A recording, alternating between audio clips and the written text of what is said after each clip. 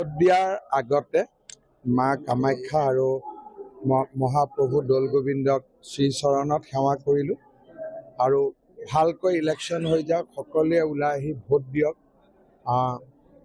কোনো ধৰণৰ অসুবিধা নোহোৱাকৈ, সংঘাত বা কোনো ধৰণৰ কাজিয়া পেচাল নোহোৱাকৈ আনন্দৰে গণতন্ত্ৰ উৎসৱত সকলোৱে ভোট দিয়ক, অসমৰ কাৰণে ভোট দিয়ক, অসমৰ উন্নয়ন আৰু বিকাশৰ কাৰণে ভোট দিয়ক, তাকেই মই কামনা কৰিম।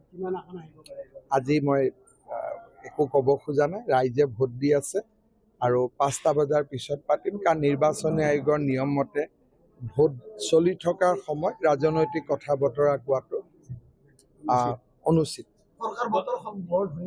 বতৰটো ভাল, এটলিষ্ট গুৱাহাটীত, বাকী জেগাতো অলপ অলপ বৰষুণ আছে যদিও মানুহে ভোট দিছে। বহুত বেছি গৰমতকৈ অলপ অলপ কিনকিনীয়া বৰষুণ, কিন্তু গৰম নহয়।